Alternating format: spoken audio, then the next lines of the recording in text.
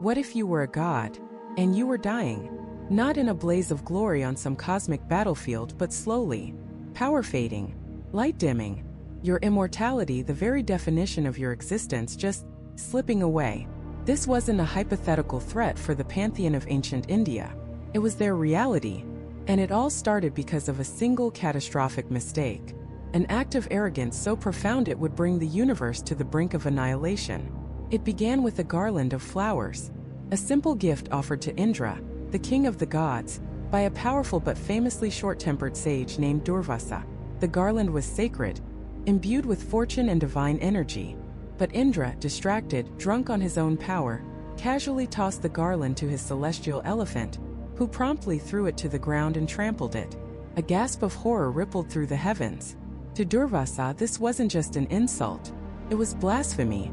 He saw the rot at the core of the heavens, a leadership grown lazy, arrogant, and disrespectful, and in a flash of white-hot rage, he unleashed a curse that would shatter their world. He didn't curse Indra with death or disease. He did something far worse. He cursed Indra, and all the gods under his command, to be stripped of their power.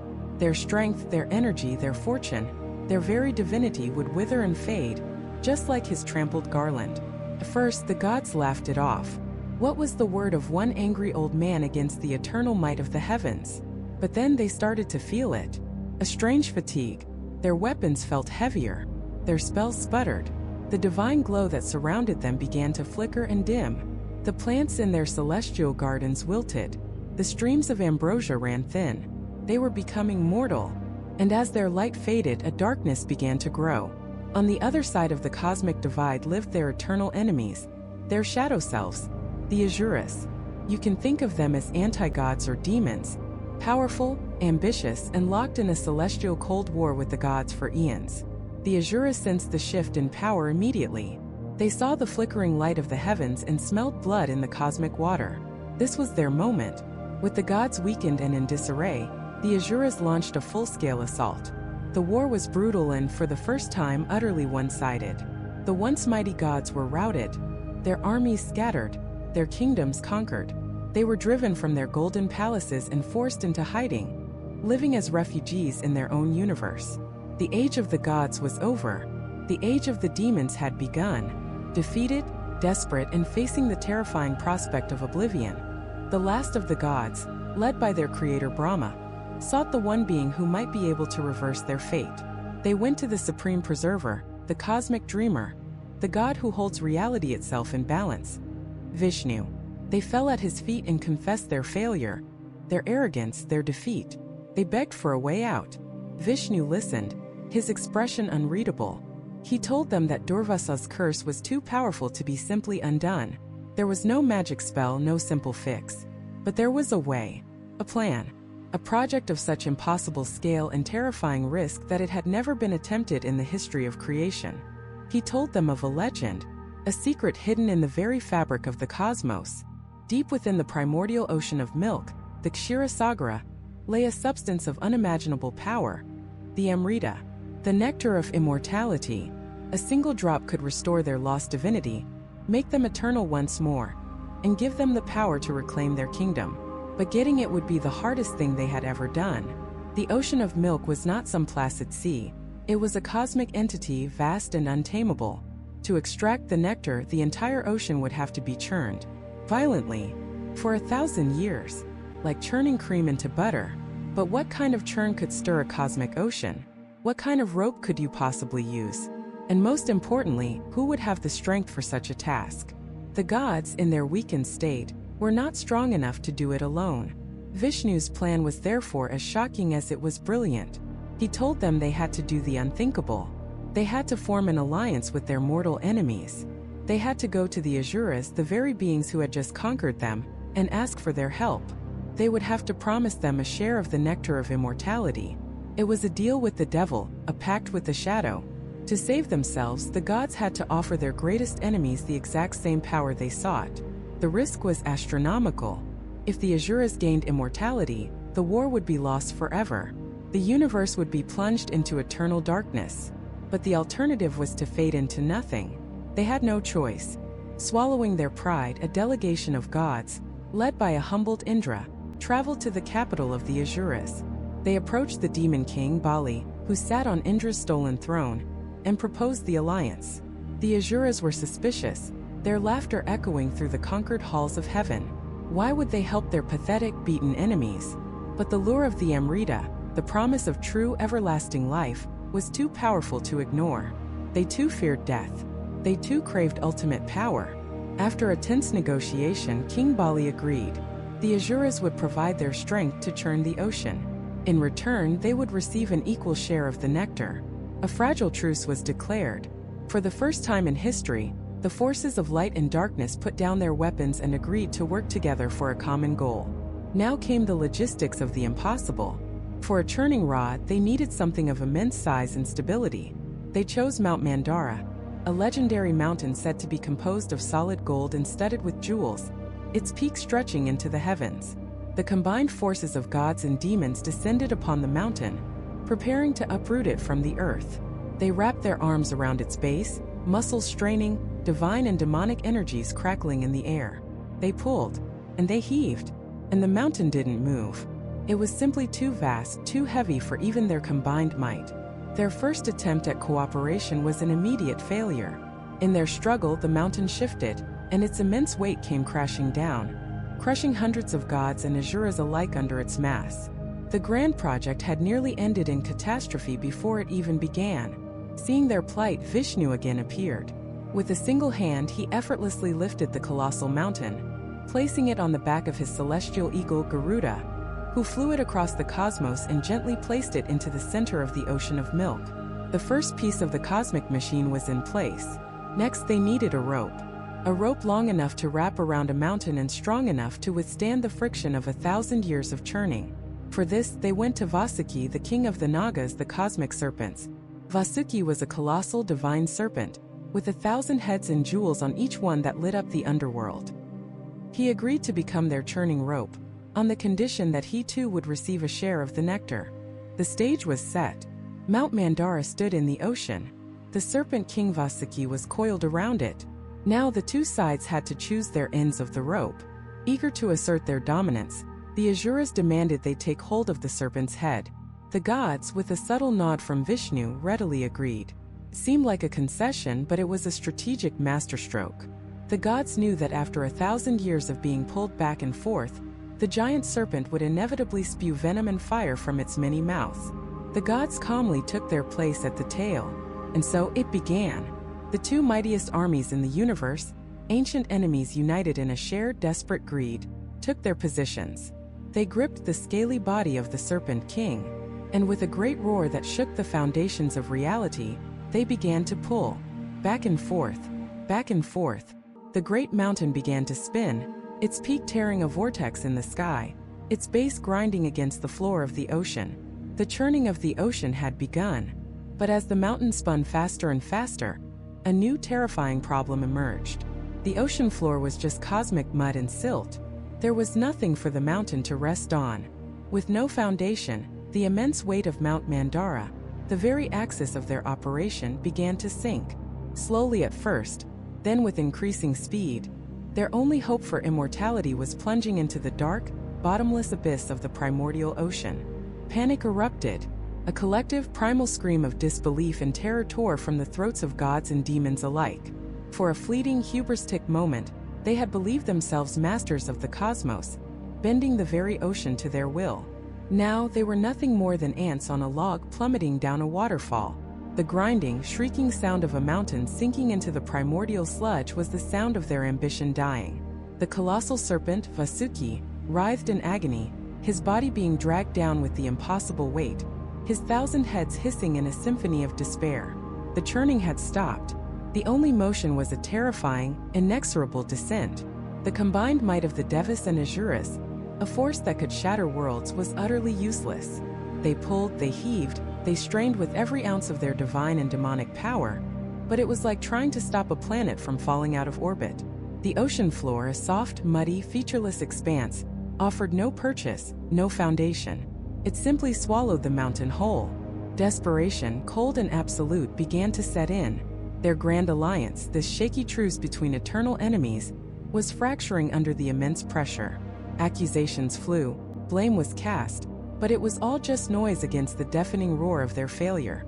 They had gambled everything on this one audacious act, and they were about to lose it all, dragged down into the crushing blackness of the abyss. It was in this moment of ultimate hopelessness, when all their strength and pride had been exhausted, that they remembered. They were not the supreme power in the universe. In their arrogance, they had forgotten that there was an order to things, a balance they had sought to circumvent. And so as one they turned their thoughts, their prayers, their desperate cries for help, to the one being who maintained that balance, Vishnu, the preserver, the silent orchestrator of the cosmic dance. They pleaded, not as gods or demons, but as terrified children who had broken the most important thing in the universe and had no idea how to fix it. They begged for a foundation, for a miracle, and the universe answered. The chaotic churning of the water began to slow. The terrifying downward plunge of the mountain seemed to hesitate. A profound stillness fell over the ocean, a silence so deep it was more powerful than any sound. And from the deepest, darkest trenches of the sea, a light began to glow. It wasn't a violent, explosive light, but a soft, serene blue luminescence that pulsed with the gentle rhythm of a sleeping heart. It grew in intensity, pushing back the primordial darkness, revealing a shape moving in the unfathomable depths. It was a shape of impossible scale, a form of such colossal size that the sinking Mount Mandara, a peak that scraped the heavens, suddenly looked like a pebble. Vishnu had arrived, but not as they knew him. He had taken a form perfectly suited to the crisis, an avatar of immense stability and power. He had become Kurma, the world turtle. His shell was a continent of shimmering celestial armor, studded with gems that shone like captured galaxies. His skin was the color of a deep space nebula, and his eyes, ancient and calm, held the wisdom of 1,000 creations. He moved through the crushing pressure of the deep ocean as if it were air, a living mountain of serene purpose. The gods and demons watched, breathless, their squabbles forgotten, their minds unable to fully comprehend the scale of what they were witnessing.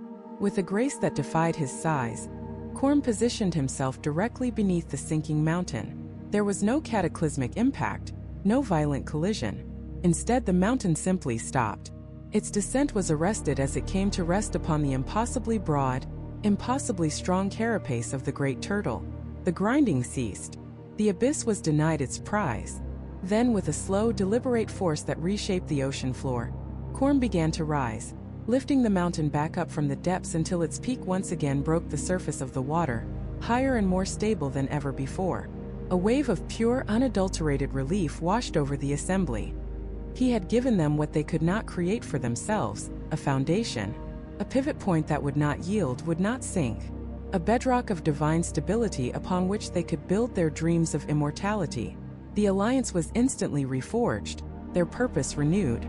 With a unified roar of determination, they once again took their places. The Devas gripped the tail of Vasuki, the Asuras his head, and with the colossal Mount Mandara resting securely on the back of the world turtle, they began to churn again. This time the effect was immediate and spectacular. With a stable axis, every pull, every heave was 100 times more effective. The ocean began to violently froth and foam. The water, once blue and clear, started to thicken, turning a pale, opaque white, like a cosmic cauldron of milk. The strain was immense. The mountain spun with such velocity that entire forests on its slopes were torn from their roots and flung into the sky. The serpent Vasuki, stretched and pulled to his limit, began to spew fire and smoke, his venomous breath scorching the air. The friction was generating an incredible, universe-altering energy. The very laws of nature were being warped and rewritten by this titanic effort. Treasures were beginning to form in the churning vortex, coalescing out of the primordial essence. But the first thing to emerge was not a treasure. It was a horror. From the very heart of the milky ocean, a dark cloud began to form. A wisp of black smoke, darker than a starless void, snaked its way to the surface. It was followed by more, a thick, bubbling, foul-smelling plume of pure annihilation. This was the Hala poison, the Kalakuta.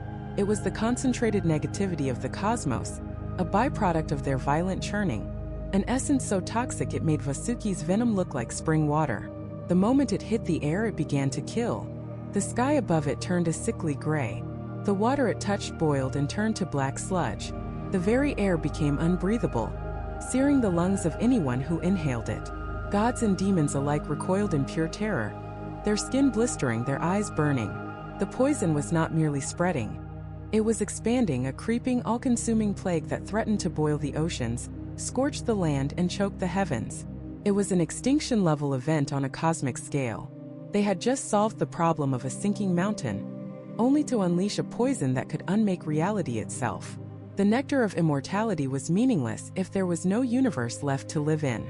Their quest had just taken its darkest, most terrifying turn, and as the black cloud of Hala billowed outwards, threatening to swallow everything, they realized with dawning horror that there was no one god or demon strong enough to stop it.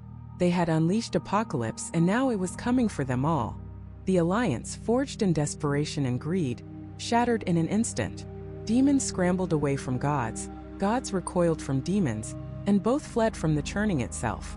The great serpent Vasuki, in unimaginable agony, writhed and thrashed, spewing more and more of the venomous fumes. The ocean, once a pristine white, began to boil and turn black at the edges, the very water sickened by this emergent evil. This wasn't just poison. This was hala. In the ancient tongue, it means the most toxic, the most destructive, the absolute end. It was the physical manifestation of every negative impulse, every dark thought, every bit of cosmic decay that had ever existed, now concentrated into a single unstoppable force. It didn't just kill, it unmade. The air it touched became unbreathable.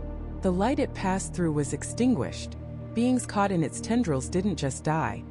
Their bodies and souls dissolved into nothingness, their very existence erased from the fabric of reality. The glorious jewel-adorned palaces of the gods began to tarnish.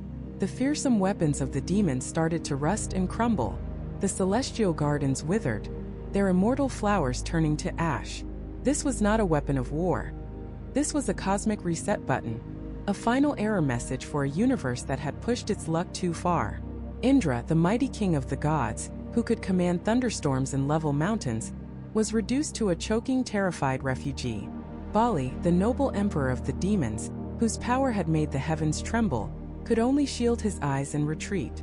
Their quest for immortality had become a suicide pact.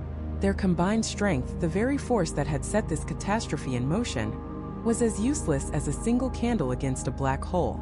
They had tried to play with the fundamental forces of creation, and in their arrogance, they had broken it. Amidst the pandemonium, two figures remained, watching the encroaching doom. Vishnu, the preserver, and Brahma, the creator. They understood the nature of this poison better than anyone. It was the antithesis of their own being. Brahma creates, Vishnu preserves. Hala only and utterly destroys. They could not fight it with their own power because to do so would be like trying to fight a fire with gasoline. Any energy they directed at it would only be consumed and added to its terrible strength. There was only one being in all of existence whose fundamental nature could meet destruction with destruction, a power so absolute it could absorb the very concept of an ending. They needed the destroyer. They needed Shiva. But Shiva was not among them. He had taken no part in their scheme. Shiva exists apart, a being of profound paradox. He is the lord of ascetics, meditating in serene stillness, yet he is also the lord of the cosmic dance, whose movements can shatter galaxies. He is the ultimate outsider, dwelling not in a golden palace but on the stark, ice-covered peak of Mount Kailash, smeared in ash, a serpent around his neck, lost in a trance so deep it touches the very foundation of time. While the universe screamed in its death throes on Kailash, there was only silence. A desperate pilgrimage began. A delegation of the highest gods, led by Brahma and Vishnu, flew across the dying cosmos. They passed through nebulae that were dimming and star fields that were turning cold, the shadow of Hala spreading faster than they could fly. Finally, they reached the sacred mountain, an island of pure tranquility in an ocean of chaos. And there he was, seated on a tiger skin, his eyes closed, his breathing so slow it was imperceptible. He was the picture of perfect peace, the eye of a hurricane that was consuming all of reality. They approached, not as kings and creators, but as humbled supplicants. Their crowns felt heavy, their divine authority meaningless. "O Mahadeva," they began, their voices trembling, "greatest of gods, we have committed a terrible folly." They confessed everything: their greed for the nectar, their pride, their reckless churning of the ocean, and the apocalyptic poison they had unleashed. They didn't ask him to save them. They begged him to save existence itself. "The universe is perishing," they cried. "And we, its supposed guardians, are its murderers. Only you can stop this." For a long moment there was no response. The silence was so profound it felt louder than their panicked pleas. Then slowly Shiva opened his eyes. And in his eyes they didn't see anger or judgment. They saw a deep, ancient compassion. He looked past them and saw the entire cosmos in its agony. He saw the suffering of every living thing, from the smallest microbe to the mightiest beast, all caught in this wave of oblivion. He, the destroyer, saw a destruction that was chaotic, meaningless, and without purpose. And he would not allow it. He rose. Without a word, he left Kailash and appeared at the shore of the poisoned ocean of milk. The gods and demons who had been scattering in terror stopped dead in their tracks, paralyzed by awe. Shiva walked to the edge of the churning vortex, where the black cloud of Hala billowed and seethed like a living thing. It recoiled slightly, as if sensing a power equal to its own. Shiva showed no fear. He simply looked upon this cosmic death with an expression of profound pity. Then he cupped his hands. Using his yogic power, he began to draw the poison out of the ocean and the air. The vast, world-ending cloud began to shrink, condensing from a gaseous plague into a single terrifying drop of liquid darkness in his palm. It was the essence of annihilation, a poison so virulent it could burn through the fabric of space and time. The gods held their breath. The demons shielded their eyes. What was he going to do? No vessel could possibly contain it. And then he did the unthinkable. He brought the poison to his lips. He drank it. He consumed the end of the universe in a single swallow. A wave of force, a silent scream erupted from him, shaking the foundations of all three worlds, the heavens, the earth, and the netherworlds. The poison, the Hala, raged against him from within, attempting to unmake the one being who had dared to consume it. It was an agony that would have vaporized any other god instantly. But Shiva was not any other god. He held the poison in his throat, refusing to let it pass further, to enter and corrupt his body. But even he could not negate its power entirely. The venom was so incredibly potent that it burned his throat, staining it from the inside out, turning the skin a deep, permanent, iridescent blue. His consort, the goddess Parvati, seeing his torment, rushed to his side and placed her hand on his throat, using her own divine energy to help contain the poison and soothe his pain. The crisis was over. The universe was saved. The air cleared. The ocean's waters slowly began to return to their milky white. The gods and demons stared dumbfounded at the blue-throated god who stood before them, marked forever by his sacrifice. From that day forward, he would be known as Nilkantha, the one with the blue throat. He had looked into the face of absolute oblivion and swallowed it whole out of compassion for all life. A wave of relief and reverence washed over the assembly. They had been saved from their own catastrophic foolishness. The churning could now continue, but something had fundamentally changed. They had come seeking immortality to escape death, and in the process had unleashed a death so total it nearly consumed everything. They had been rescued by a god who demonstrated that true power wasn't about avoiding sacrifice, but about making it. And as they turned their eyes back to the now pacified ocean, their desire for the nectar burned brighter than ever. They had survived the ultimate risk. Now they had to claim the ultimate reward. The churning began again, but this time it was different. The initial desperation was gone, replaced by a grim, hardened resolve. The cosmos had thrown its very worst at them, an acid that could dissolve reality itself, and they had endured. They had looked into the abyss, and a god had stared back, saving them from their own ambition. Now, every pull on the Serpent King Vasuki was a statement. Every rotation of Mount Mandara was an act of defiance. They were no longer just seeking immortality. They were earning it. The Milky Ocean, once a calm primordial sea, was now a cosmic butter churn, frothing with unimaginable energies. And as the rhythm of the pull and release found its cadence, a new light began to glow deep within the vortex. It wasn't the terrifying blue of the Hala poison. This was a soft, gentle, white luminescence. The churning slowed as every eye, divine and demonic, fixed on the source. Slowly, gracefully, a creature of breathtaking purity rose from the waves. It was a cow, but not like any cow ever seen. Her coat was the color of fresh snow. Her eyes were pools of compassion, and from her, an aura of peace and contentment radiated. calming the turbulent waters around her. This was Comet Henu, the mother of all cows, the cow of plenty. It was said that she was a living, breathing miracle capable of granting any wish, fulfilling any desire, producing endless nourishment for all of creation. The Asuras stared, their greed flaring. Imagine, a weapon that could grant infinite resources.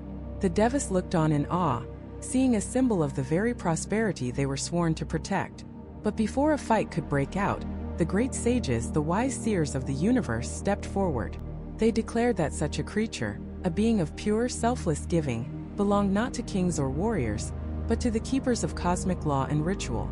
She was a force for universal good, not a tool for one side. Reluctantly, both gods and demons agreed. The first treasure was not a weapon or a jewel, but a promise of endless abundance for the cosmos. It was a good omen.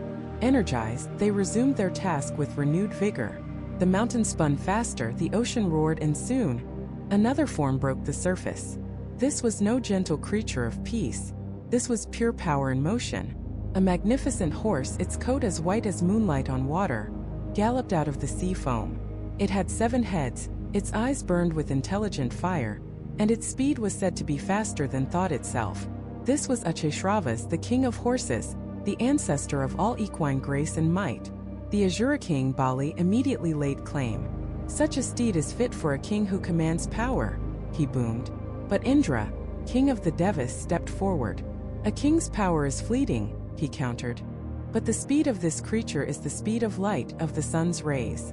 It belongs with the celestial, not the terrestrial. A tense standoff ensued. A silent battle of wills fought across the churning sea. In the end, a compromise was struck, but it was the Devas who took the reins of the divine horse. The first crack in the alliance was beginning to show.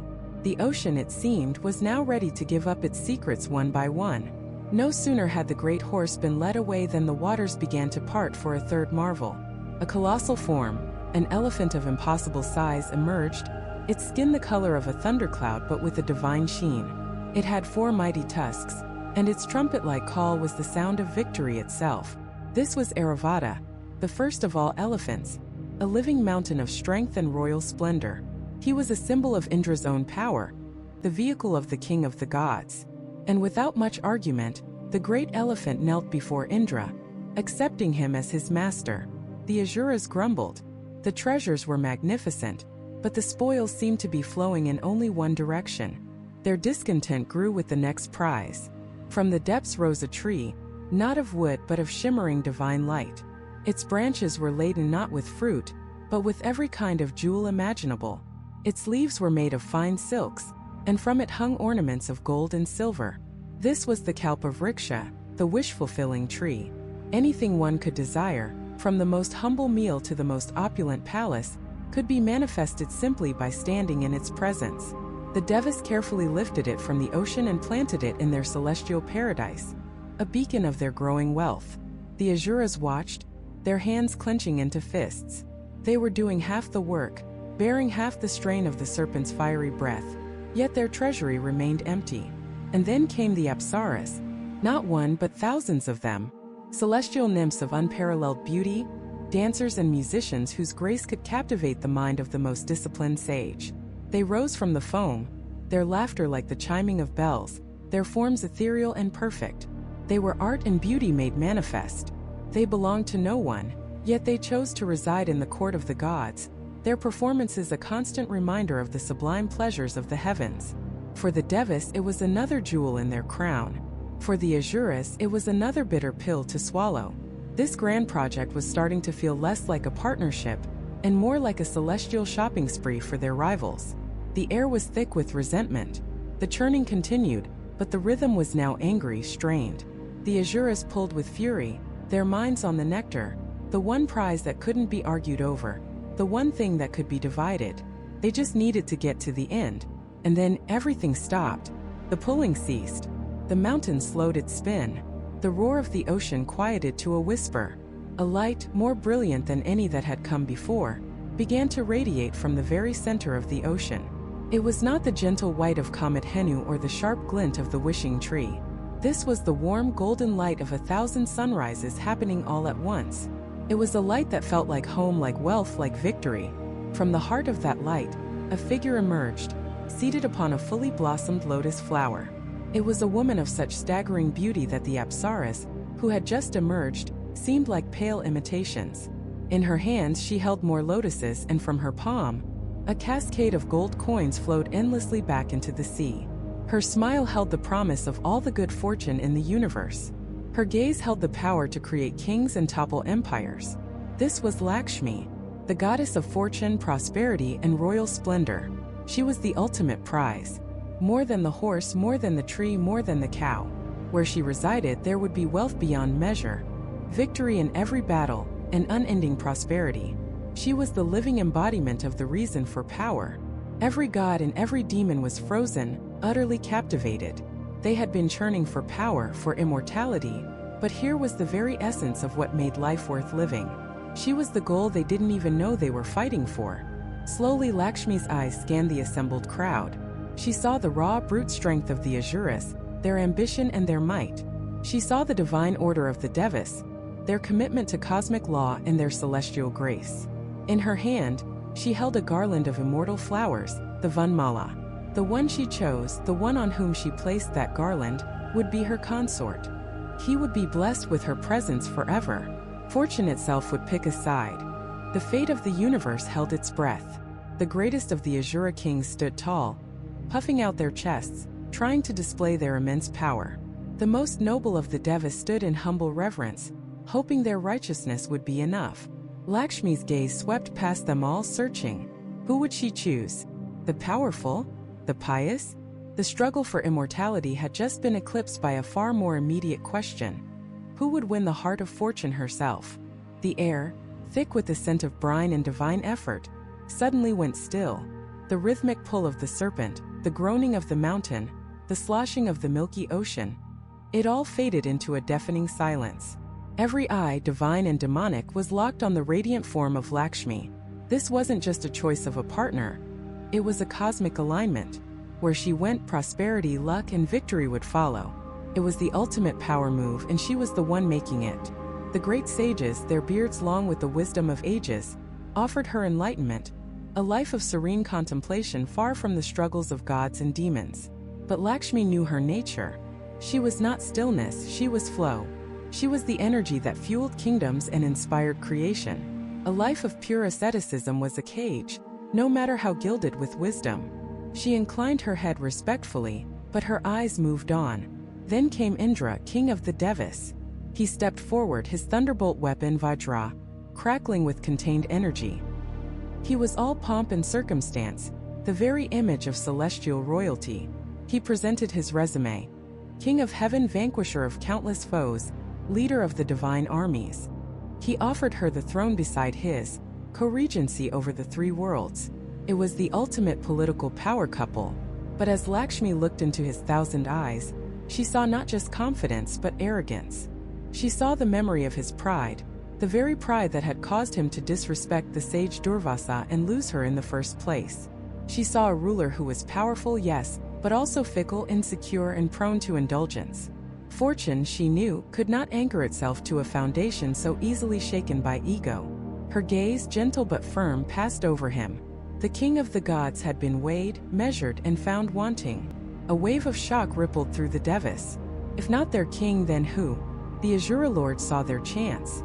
They swaggered forward, their powerful forms radiating raw, untamed energy. They didn't offer thrones or wisdom.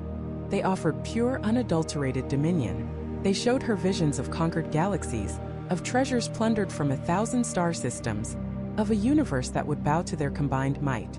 They were the ultimate disruptors, the cosmic entrepreneurs who took what they wanted. They promised her a life of limitless acquisition. But Lakshmi saw the truth beneath the bravado. She saw the insatiable hunger, the rage that fueled their ambition. Their power was born of envy and a desperate need to prove themselves. To join them would be to chain herself to a chaotic, destructive force that would eventually consume itself, and her along with it. Prosperity built on a bedrock of resentment is a palace built on sand. She turned away. The tension was now unbearable. She had rejected the wisest, the most powerful god, and the mightiest demons. Who was left? Who in the entire cosmos possessed the qualities worthy of fortune itself? Her search continued. She saw Varuna, the god of the oceans, but he was too vast, too formless. She saw Agni, the god of fire, but his passion burned too hot, too consuming. She saw Vayu, the god of wind, but he was too restless, never in one place. Each being, magnificent in their own right, possessed a fatal flaw, an imbalance that would corrupt her essence. She was looking for something more. Not just power but stability. Not just wisdom but engagement. Not just passion but control. She was looking for the perfect vessel, the ultimate preserver. And then she saw him. Standing apart from the jostling crowd, unbothered by the cosmic drama, was Vishnu. He wasn't posturing.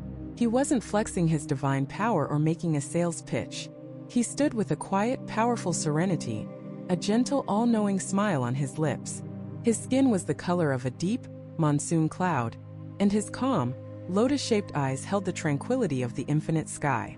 He wore a simple yellow silk garment, and in his 4 hands he held his iconic symbols. The conch, representing the primeval sound of creation. The discus, a weapon of absolute finality that always returned to its master. The mace, representing the power of the mind, and a lotus flower, symbolizing purity and detachment. He didn't step forward. He didn't make an offer. He simply met her gaze. And in that look, Lakshmi saw everything she had been searching for. She saw the preserver of Dharma, of cosmic law and righteousness. She saw the perfect balance between mercy and justice, engagement and detachment. In Indra she saw a king who ruled. In the Asuras she saw rebels who sought to rule. But in Vishnu she saw the very principle of existence, the unshakable foundation upon which all of creation rested. He was the calm at the center of the hurricane. He was the unchanging constant in a universe of endless variables. He didn't seek to possess her power for his own glory. He understood that her energy, the energy of fortune and prosperity, needed a stable, righteous channel to flow through to nourish the universe. He wouldn't hoard her. He would direct her. He wouldn't control her. He would complement her. He was the only one who understood that true wealth isn't something you own. It's something you maintain for the good of all. In that profound moment of recognition, the choice was made. Lakshmi, the embodiment of all that is good and prosperous, glided through the stunned crowd. The Devas and Asuras parted before her as if by an invisible force. She approached Vishnu holding in her hands the Vanmala, a divine garland of ever-fresh, ever-fragrant flowers, a symbol of eternal victory and acceptance. With a grace that captivated all of existence, she placed the garland around Vishnu's neck. The universe exhaled. In that instant, a cosmic circuit was completed. Preservation and prosperity, order and fortune, duty and abundance, they were united. Flowers rained down from the heavens. Celestial music, silent until now, filled the air. The Devas let out a roar of triumphant joy and relief. Their leader, their ultimate champion, had been chosen. The balance of power had just shifted decisively in their favor. With Vishnu and Lakshmi united, their victory in the long war against the Asuras now seemed not just possible, but inevitable. But as the Devas celebrated, a different sound began to rumble from the other side of the serpent. It was a low growl of collective, seething fury. The Asuras stared, their faces masks of disbelief turning to pure, unadulterated rage. They had done the heavy lifting. They had endured the pain of the churning. They had put their backs into pulling the great serpent, and for what? To watch the single greatest prize to emerge from the ocean walk right past them, and choose the architect of their every past defeat? The insult was absolute. The brief, fragile truce, held together by the promise of immortality, was shattered into a million pieces. The churning had been a joint venture, but the rewards were clearly not being shared. The struggle for immortality was no longer just a strategic goal. Now it was personal. And as if on cue, the churning ocean, which had calmed during Lakshmi's arrival, began to bubble and heave once more. Something else was rising from the depths. Something that would make the emergence of a goddess look like a minor prelude. The churning was about to deliver on its ultimate promise. The vessel containing the Amrita, the divine nectar of immortality itself, was about to surface.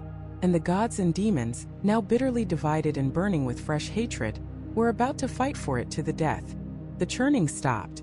After eons of unimaginable strain, the cosmic serpent Vasuki had been released. The mountain Mandara set back in its place. The ocean, once a vortex of cosmic violence, fell into an eerie, expectant silence. The very fabric of reality seemed to hold its breath. And then from the milky depths, a figure began to rise. This was not another treasure, not a jewel or a divine animal. This was a being of pure celestial light.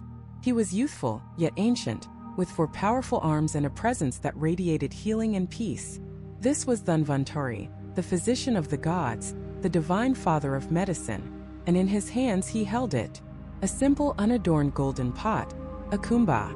But inside this vessel glowed a liquid of impossible luminescence, a substance that hummed with the energy of 1 billion newborn stars. It was the Amrita, the nectar of immortality.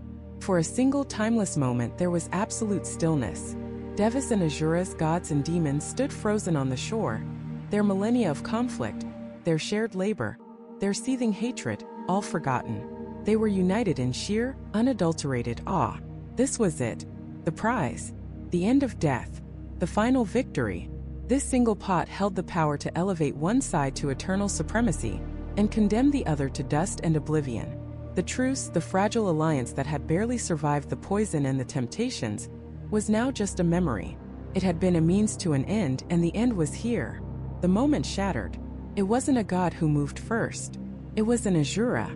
With a roar that ripped through the silence, one of the demon generals, fueled by raw, unfiltered greed, lunged forward.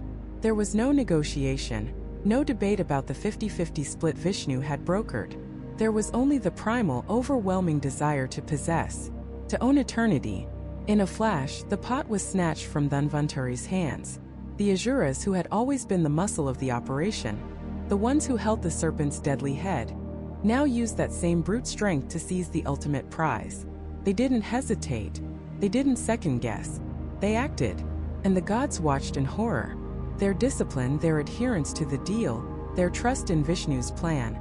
It had cost them everything. While they stood stunned, the Asuras were already in motion, a unified force of chaos, passing the pot of Amrita between them as they began a full-scale retreat. A mad dash for their own realms where they could consume the nectar in secret. The betrayal was so swift, so absolute, it left the Devas paralyzed. But only for a second. Then a wave of pure, unadulterated rage washed over them. Indra, the king of the gods, let out a cry of fury that cracked the sky, and the chase was on. What followed was not a battle, it was a cosmic riot. A desperate, sprawling melee across the heavens.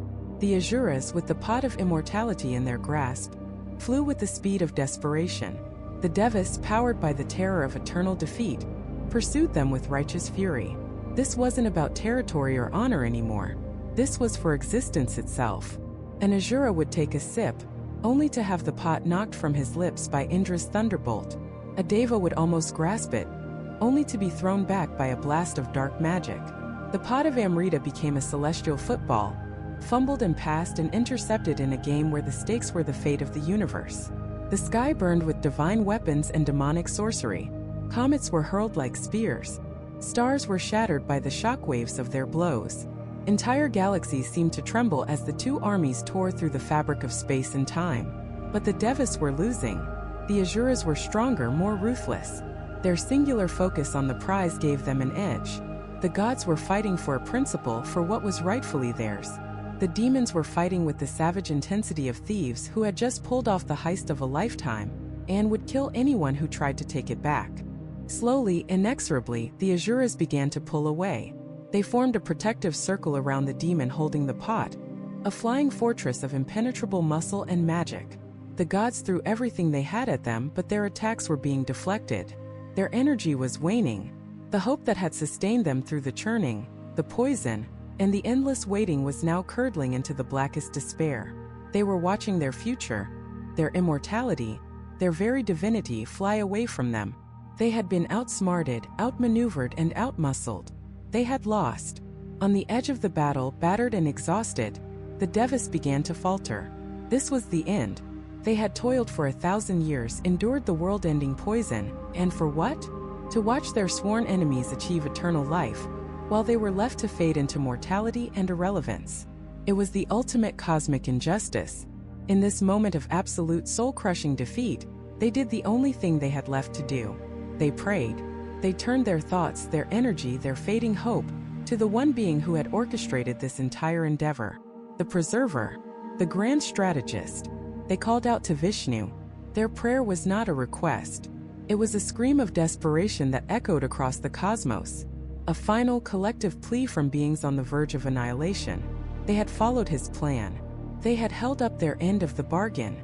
And they had been betrayed. They needed him. Not his advice, not his strategy. They needed a miracle.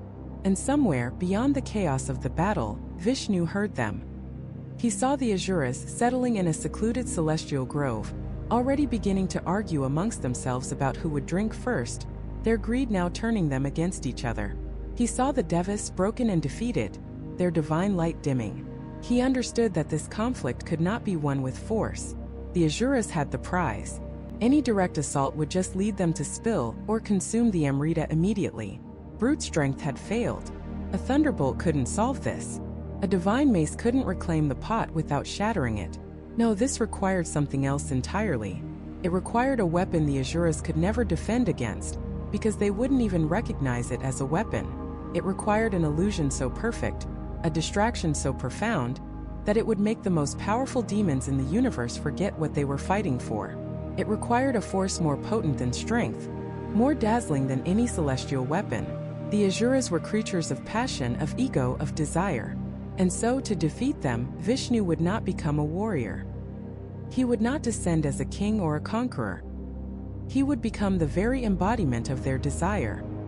He would manifest a form of such impossible, enchanting, and disarming beauty that it would stop the war in its tracks, captivate the hearts of gods and demons alike, and rewrite the rules of the entire conflict. As the Asuras began to pour the first drop of immortality, Vishnu began to change, his form shimmering and shifting, preparing to unleash a power that had nothing to do with war, and everything to do with seduction. The divine form of Vishnu, the preserver of reality, began to dissolve not into dust, but into light. The masculine power, the broad shoulders, the skin the color of a storm cloud, it all began to soften, to curve, to brighten. The air grew thick with the scent of jasmine and sandalwood. The raw, cosmic energy that defined Vishnu didn't vanish. It was reforged, repurposed from the power to command armies into the power to command hearts. Where the god of preservation stood, there now emerged a woman. But to call her a woman is to call the sun a candle. This was beauty made manifest, an ideal given form. Her skin glowed with an inner luminescence. Her eyes were dark pools that held the secrets of the universe, fringed with lashes that could catch a man's soul. Her hair, a cascade of midnight silk, was adorned with flowers that seemed to bloom and wilt with her every breath. Her movements were not mere steps, but a dance, a flow of impossible grace that made the very fabric of reality ripple around her. She was Mohini, the enchantress, and her arrival silenced the universe. The Asuras, moments from achieving their ultimate victory, froze. The golden pot of Amrita, the nectar of immortality, suddenly felt heavy and crude in their hands. Their roars of triumph died in their throats, replaced by a collective, stunned silence. These were beings of immense power, of rage and ambition, who had fought gods and shaken the foundations of the world. They were titans, warriors, conquerors, and in that moment, they were reduced to speechless admirers, their millennia of conflict and struggle forgotten in a single heartbeat. Who was this celestial being? She wasn't a goddess they recognized from the heavens. She wasn't an Asura. She seemed to belong to no faction, to exist outside the bitter war that had consumed them all. She walked towards the snarling, chaotic assembly of Asuras, and a path cleared for her as if by magic. The most fearsome demons, beings who would tear a star from the sky without a second thought, now jostled just to get a better look, their brutish features softened by a look of pure, unadulterated awe. Mohini's eyes, full of a playful sorrow, scanned the scene. She saw the pot of nectar, the source of this endless conflict, and a small, perfect smile touched her lips. Her voice, when she finally spoke, was not a command but a melody. It was like honey and starlight, a sound that bypassed the ears and went straight to the soul.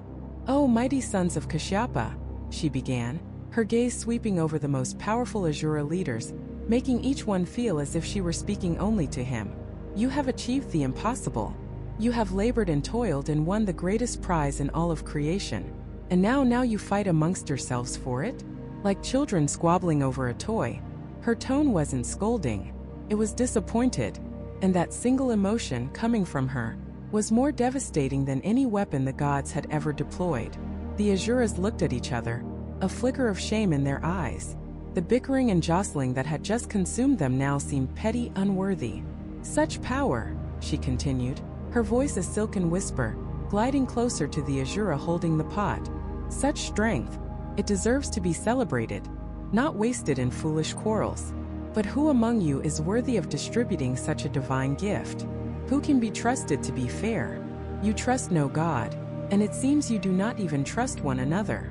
She had just articulated their central problem. Their greed and paranoia were their undoing. They were so consumed by the fear of being cheated by their own brothers that they couldn't move forward. They were paralyzed by their own victory. The Asura king, Bali, mesmerized, found his voice. You are wise, divine one. We are at an impasse. What would you suggest? Mohini's smile deepened. The hook was set. I am but a humble spectator, she said, lowering her gaze demurely, a gesture of such captivating modesty that it made the demons' hearts ache. But if you cannot trust one another, perhaps you can trust a neutral party, someone with no stake in your rivalries, no desire for immortality for herself, someone who seeks only to see this great accomplishment rewarded with order, not chaos. She paused, letting her words hang in the air. Give the nectar to me. I will serve you all one by one, ensuring every single one of you receives your just reward. It was an audacious proposal.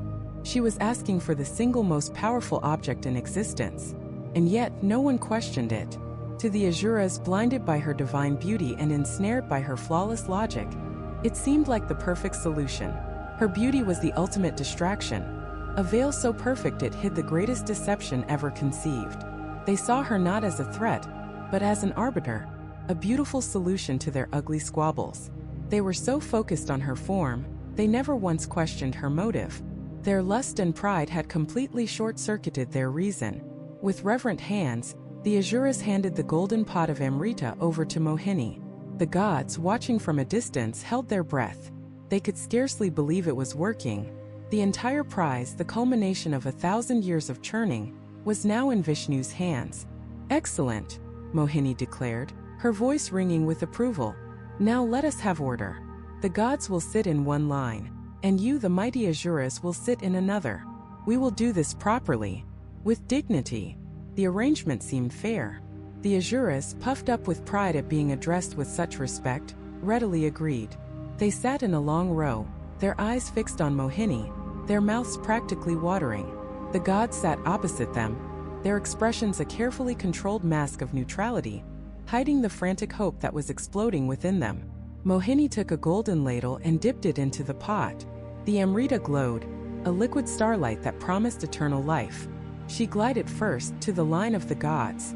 The guests of honor should be served first, as is proper, she announced with a radiant smile directed at the Asuras.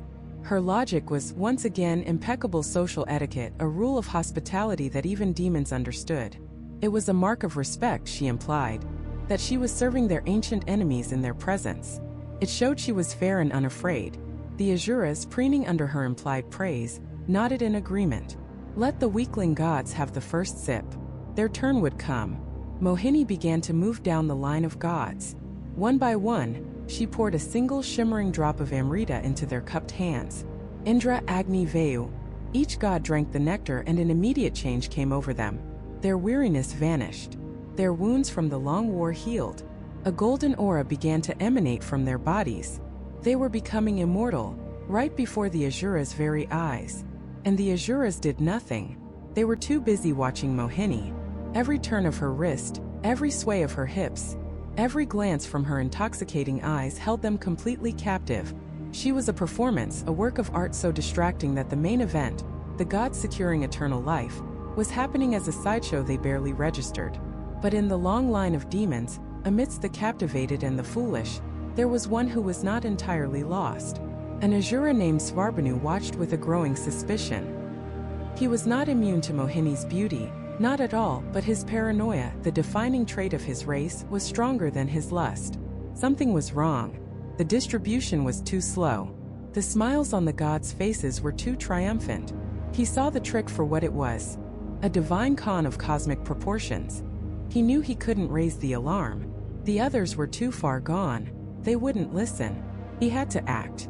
Quietly, using his powers of illusion, he disguised himself. His demonic features softened, his form shifting to resemble one of the gods. He slipped out of the Asuras line and, unnoticed in the grand distraction, inserted himself into the gods' row, right between Surya, the sun god, and Chandra, the moon god. Mohini, her celestial dance continuing, reached him. She saw another god, and without breaking her rhythm, she poured a drop of the precious Amrita into his hands. Svarbanu brought his hands to his lips and drank. For a glorious, triumphant second he felt it. The power. The fire of eternity coursing through his veins. He had done it. He had beaten the gods at their own game. He was immortal. But as the nectar slid down his throat, the two gods beside him, the sun and the moon, whose very nature is to illuminate all things, saw through his disguise.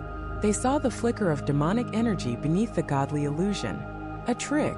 Surya's voice boomed. An Asura. Chandra cried out, pointing. The spell was broken. All eyes snapped to Svarbanu. Mohini stopped her dance. Her enchanting smile vanished, replaced by an expression of pure, cold fury. The beautiful feminine form flickered for a nanosecond, and in its place stood the four-armed, terrifying majesty of Lord Vishnu.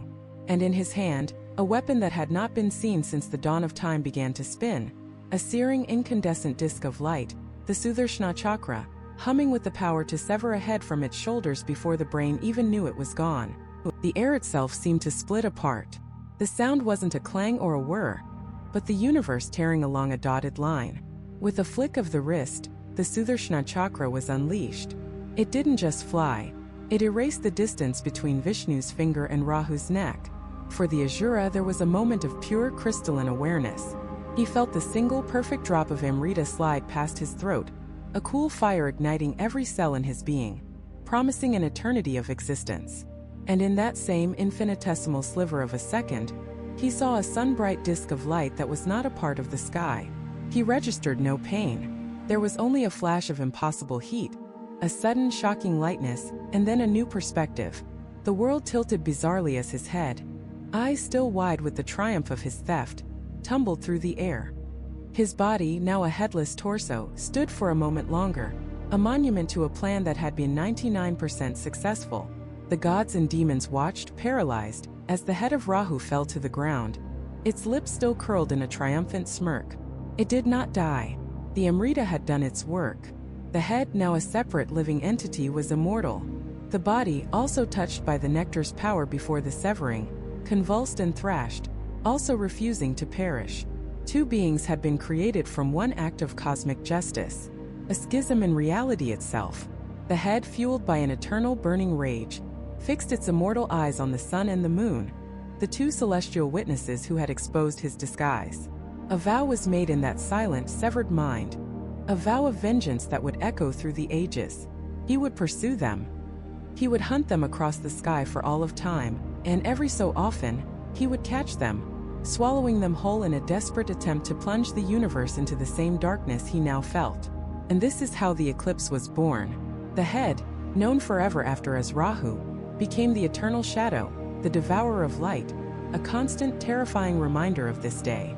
And the body, the immortal headless torso known as Ketu, became a phantom limb of the cosmos, a comet-tailed wanderer in the dark, a force of karmic consequence, a headless harbinger of chaos and spiritual revelation. Rahu and Ketu, the two shadow planets, were born from a single drop of stolen nectar and the righteous fury of a god. They were forever separated, yet forever linked, their story a warning etched into the very fabric of the heavens. But this grand cosmological event took only a heartbeat, and in the next heartbeat, the terrifying four-armed form of Vishnu vanished. The blinding light of the chakra receded, and standing there once again was Mohini. She was even more beautiful than before, if such a thing were possible. Her expression was not one of divine wrath, but of gentle, sorrowful disappointment. She looked at the stunned Asuras, a tear glistening in her perfect eye. She spoke, her voice like honeyed silk, washing over their shock and confusion. "Oh, you see what happens when one is overcome by greed? That poor soul, he could not wait. He tried to steal what was meant for all, to take your share for himself. And for his crime, he has been sundered." She gestured gracefully to the still twitching body and the glaring disembodied head. Such a tragedy, but a necessary one. We cannot allow such selfishness to spoil this sacred moment. Can we? We must proceed with honor, with patience. Her logic was flawless. Her beauty was overwhelming. The Asuras, who a moment ago were ready to riot, found themselves nodding in agreement. Yes, of course. Rahu was a thief. He got what he deserved. They weren't like him.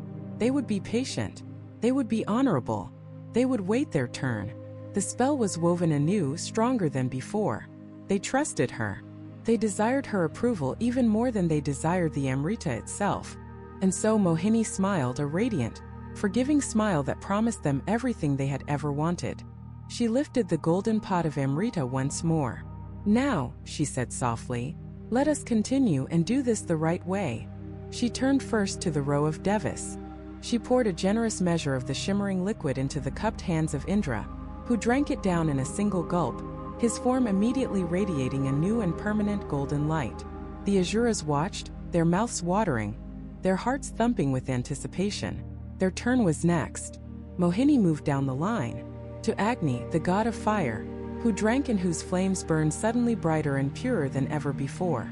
To Vayu, the god of wind, who drank and whose presence became as unstoppable as a hurricane. To Varuna, the god of the oceans, who drank and whose power now mirrored the crushing endless depths. With each god that drank, the Asuras felt a pang of jealousy, but it was immediately soothed by Mohini's enchanting gaze, which seemed to promise, soon. Your turn is coming soon. Be patient. She was a master of her craft. She moved with a dancer's grace, her movements hypnotic, her smile a universe of comfort. The Asuras were so lost in the vision of her, so captivated by the promise of their impending immortality, that they failed to notice a crucial detail. The pot was getting lighter. The line of the gods was getting shorter, but their own line wasn't moving at all. One by one, every single deva received their portion. Surya, the sun god, drank and became blindingly brilliant.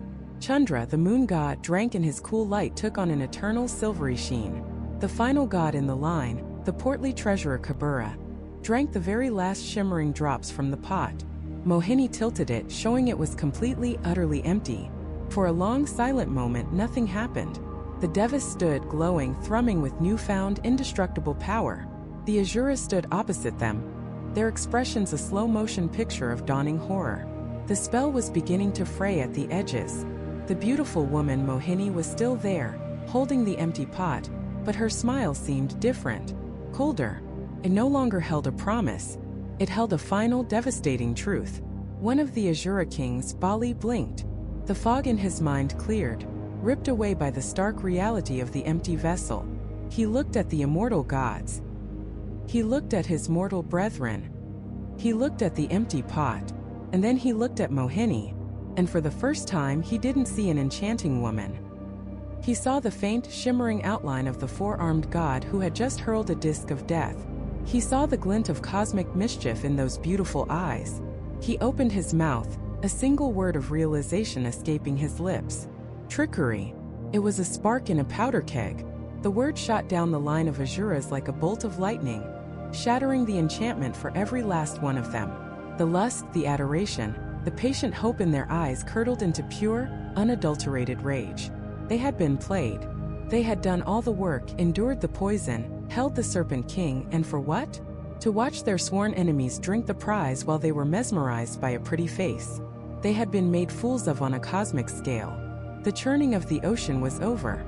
The quest for immortality was over. But the war, the real war, was just about to begin. The ground shook as a billion Asuras rose to their feet, their roar of betrayal a physical force that cracked the very stones around them.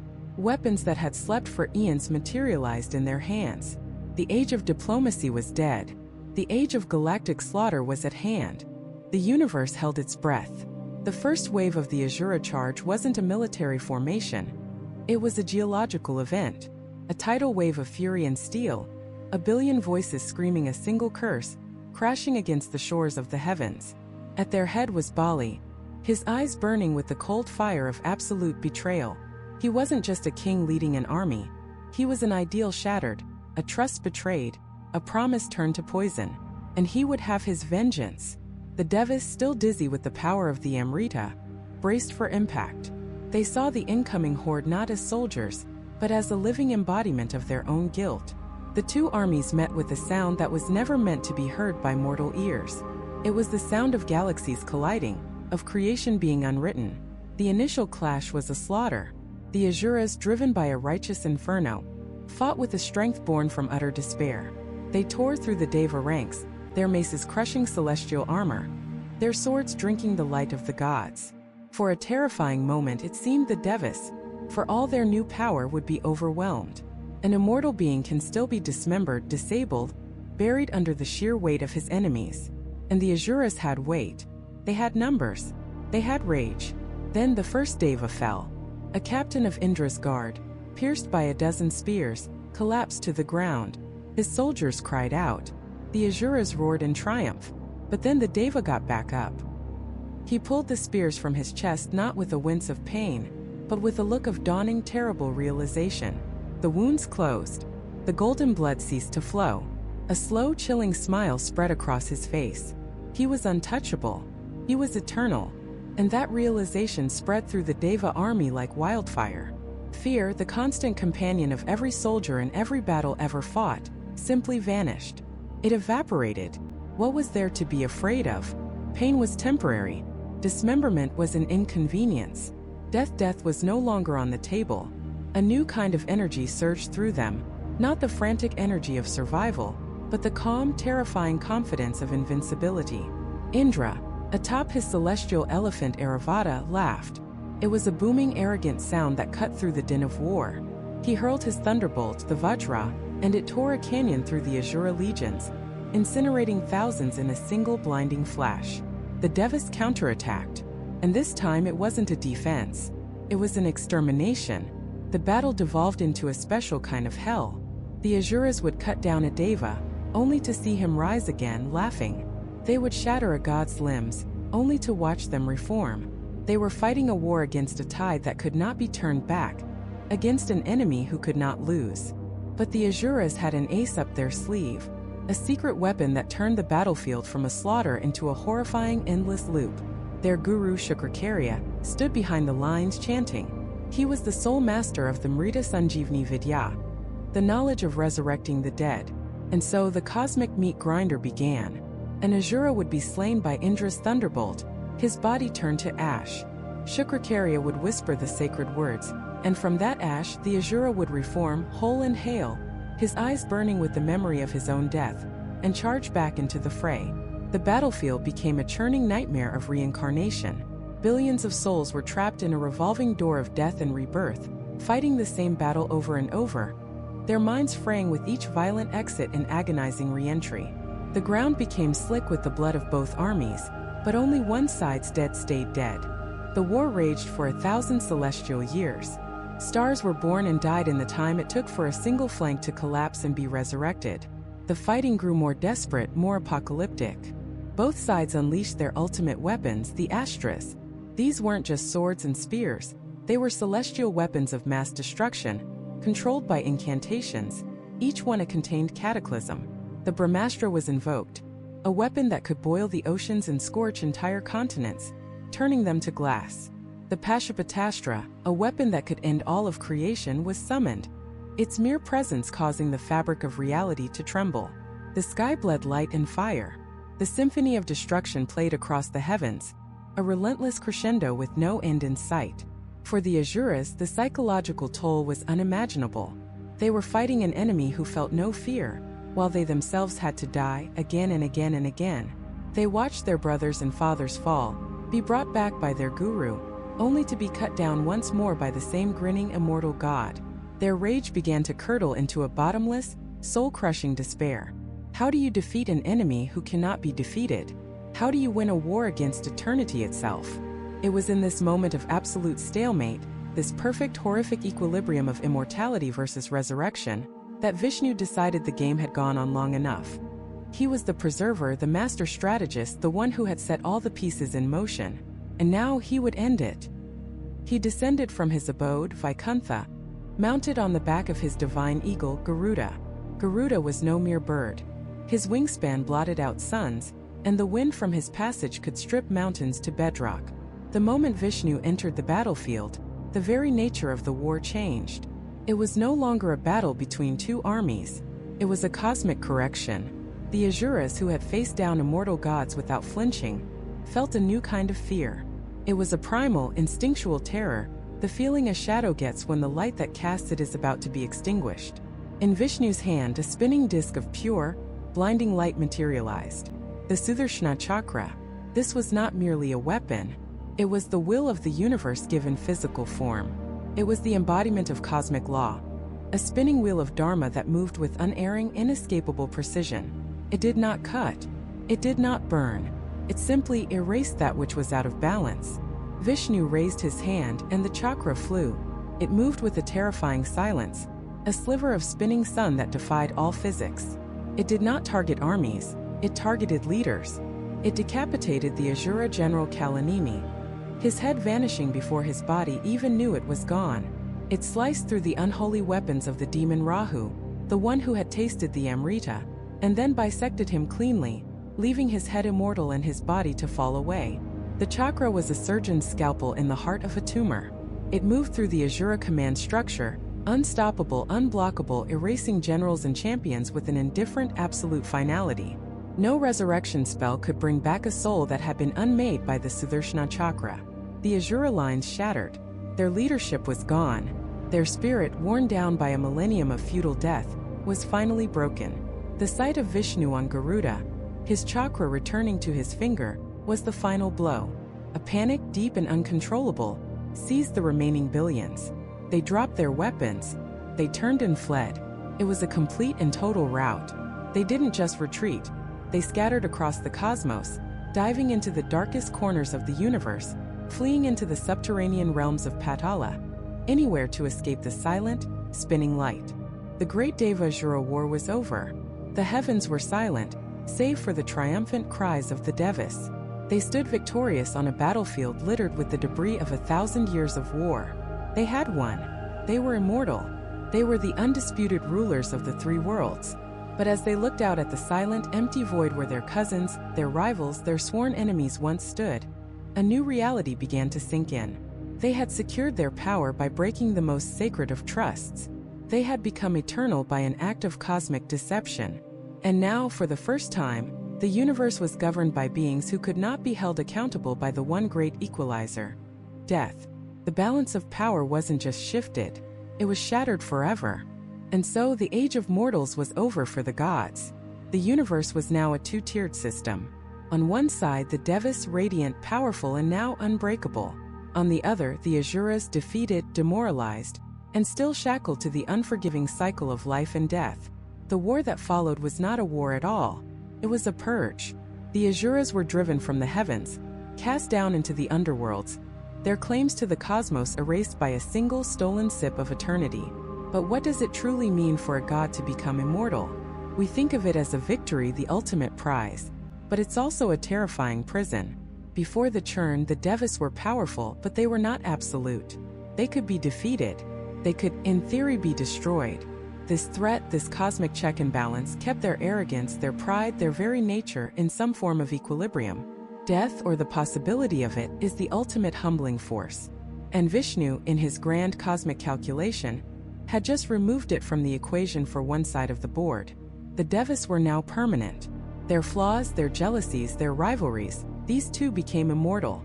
The universe was now governed by beings who could make mistakes that would echo for eternity, with no ultimate price to pay. They had won the war for existence, but in doing so, they had created a new, more subtle kind of cosmic peril: the danger of unchallenged eternal power. The Asuras, for all their ambition and rage, were a balancing force. Their constant threat forced the Devas to be strategic, to be united, to seek wisdom. Now, with their eternal rivals banished, what would stop the Devas from turning on each other? What would prevent their own divine society from decaying from within, consumed by the petty squabbles of beings with infinite time on their hands? This is the genius and the terror of Vishnu's gambit. He wasn't choosing good over evil. The Devas were not purely good, and the Asuras were not purely evil. They were two sides of the same cosmic coin, cousins bound by the same divine blood. Vishnu was choosing order over chaos. The Asuras, in their raw ambition, represented a universe of constant upheaval, of power taken by force. The Devas, for all their faults, represented a semblance of structure, of cosmic law. Vishnu's deception wasn't an act of favoritism, it was an act of cosmic stabilization. He preserved the system by rigging the game, ensuring the architects of order would be the ones to hold the keys to the kingdom forever. Mohini wasn't just a disguise. She was a surgical instrument, used to perform a necessary brutal operation on the fabric of reality. And yet, the surgery was not perfectly clean. A scar was left on the heavens, a permanent reminder of the broken promise.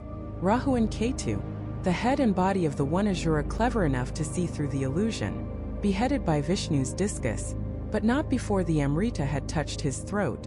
He could not be killed. The head, Rahu, and the body Ketu were granted a place in the cosmos as celestial bodies, but as agents of disruption.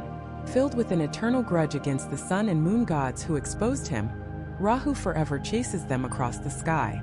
When he catches them, he swallows them, causing an eclipse. It is a moment of darkness, a cosmic glitch, a reminder that the great deception was not perfect. The darkness that periodically swallows the light is the lingering consequence of a promise broken at the dawn of time. Every eclipse is the ghost of that betrayal, playing out over and over again. But the churning of the ocean didn't just produce poison and immortality. As the cosmic sea frothed and swirled, other treasures, the 14 Ratnas, emerged. Among them was Kamadhenu, the wish-granting cow, a symbol of endless nourishment. There was the Parahata tree, whose flowers never wilted.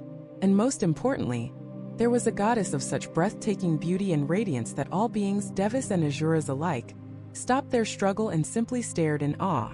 This was Lakshmi, the goddess of fortune, wealth, and prosperity. She rose from the milky ocean seated on a fully bloomed lotus, holding a lotus bud in her hand, the very embodiment of purity, beauty, and spiritual perfection. And in that moment she had a choice to make. All beings desired her, for to have Lakshmi on your side was to have success, abundance, and good fortune itself. The Asuras wanted her, for her power would fuel their conquest. The Devas wanted her, for her grace would legitimize their rule. But Lakshmi, the living embodiment of prosperity, looked past them all. She saw the turmoil, the greed, the violence, and she chose the one being who had remained the fulcrum of the entire event, the great preserver, the master strategist, Vishnu. She placed her garland around his neck, choosing to be his eternal consort. This was more than a marriage, it was a fundamental statement about the nature of the universe. It declared that true, lasting prosperity does not align with chaotic ambition or with arrogant power. It aligns with balance, with preservation, with cosmic order. Wealth in its truest form is not a tool for conquest, but a resource for maintenance.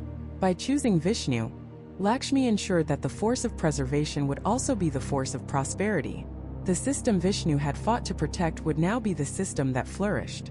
And so the great churn came to an end. The ocean settled. The mountain was returned to its place. The serpent king Vasuki, battered and bruised, slithered back to his domain. The universe was fundamentally remade. The gods were immortal. Order was established. Prosperity was aligned with preservation. But the story of the Samudra Manthan, the churning of the ocean, is not just a story about gods and demons fighting over a magic potion. It's a blueprint for existence. It's a metaphor for the churning that happens within every one of us. The ocean is the sea of our own consciousness, our potential. The mountain Mandara is our focus, our concentration, the backbone we need to begin any great work. The serpent Vasuki is the rope of our desires and fears, the very things that can poison us, but also the very things we must pull on to achieve anything of worth. The Devas and the Asuras are the dual forces within us. The Devas are our higher aspirations, our hopes, our virtues, our discipline. The Asuras are our base instincts, our greed, our anger, our ego, our doubt. The story tells us that to achieve anything truly great, to churn the ocean of our own potential, we cannot suppress one for the other. We need both. We need the ambition of the Asuras to start the project, and the discipline of the Devas to see it through. It requires a temporary, uneasy alliance between the best and worst parts of ourselves, all pulling in a coordinated rhythm. And as we churn, we too will find that the first thing to emerge is poison. The hala hala. It is the initial wave of despair, the frustration, the pain, the failures that come at the beginning of any great endeavor. It is the moment we want to give up. The story teaches us that we must face this poison, like Shiva, and neutralize it.